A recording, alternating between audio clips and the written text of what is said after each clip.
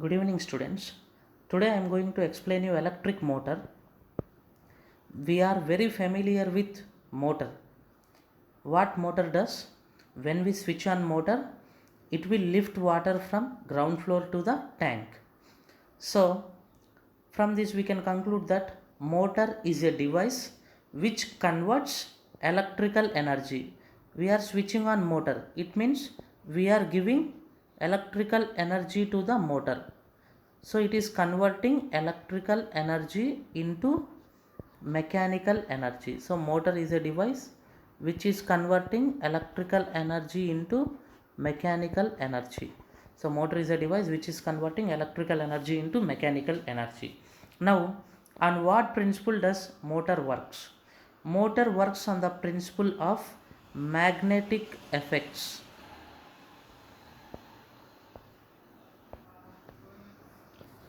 Electric motor works on the principle of magnetic effects of electric current.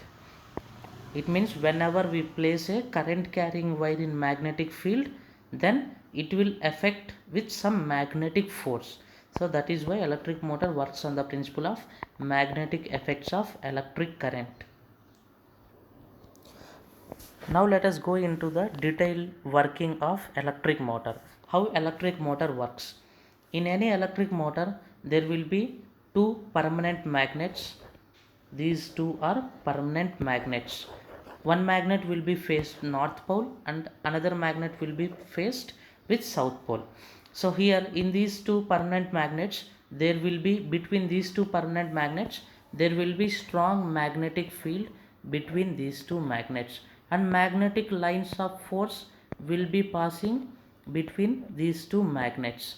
So between these two strong magnetic field, between these two a strong magnetic field will be created and magnetic lines of force will be passing between these two magnets. And between this strong magnetic field, in this strong magnetic field, a rectangular wire will be placed.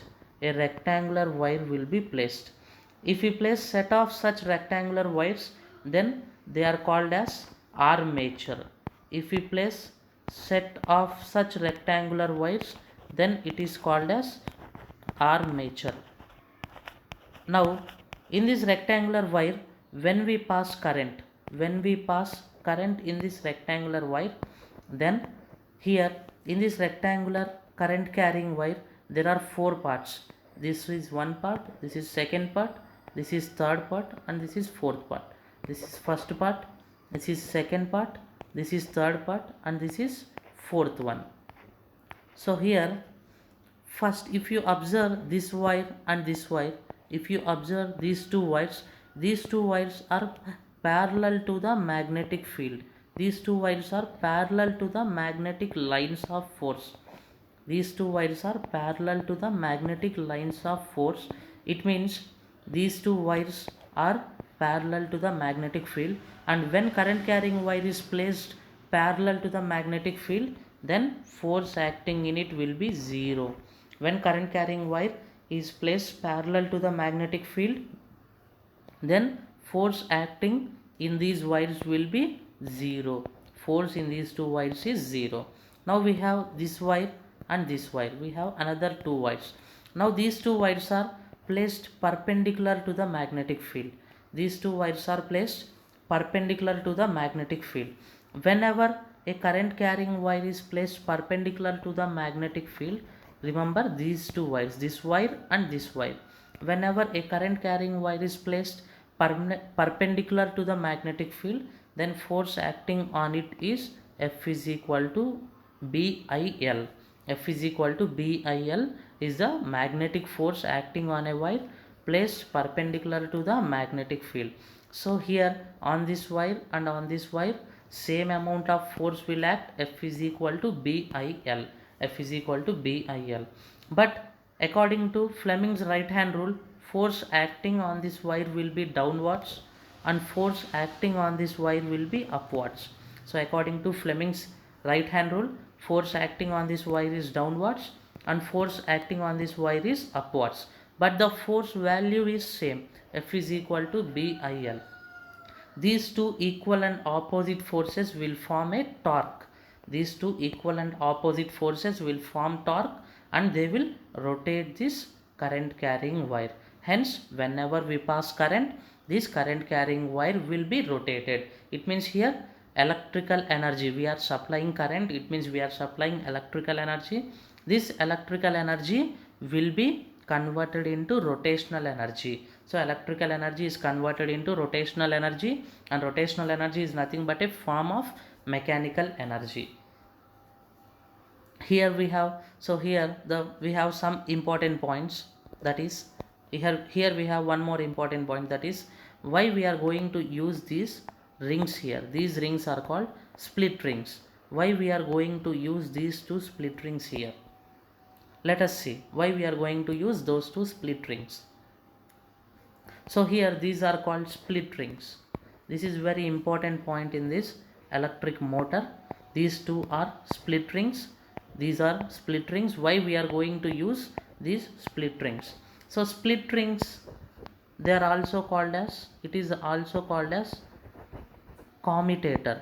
Split rings also called as commutator. Split rings also called as commutator. Commutator. So split rings are used to reverse the direction of the current for every half revolution.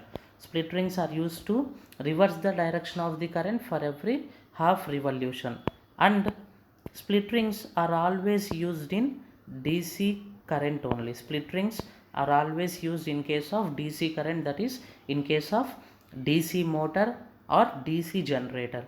Split rings are always used in case of DC motor or DC generator. They are always used in case of DC current only.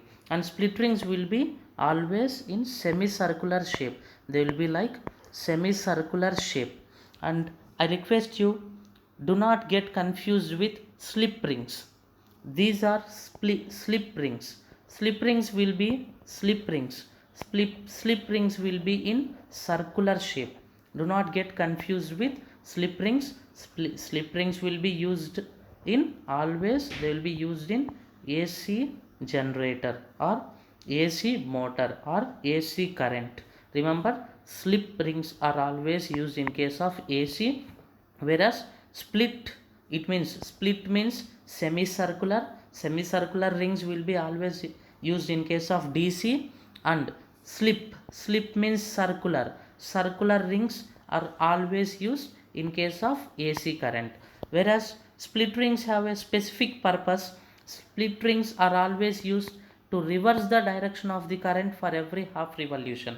Split rings, they have a specific purpose. They are always used to reverse the direction of the current for every half revolution, whereas slip rings do not have any specific purpose.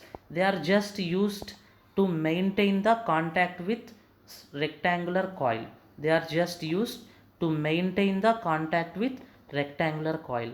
They are used to maintain the contact with rectangular coil. Yes, I hope it's clear. Thank you everyone.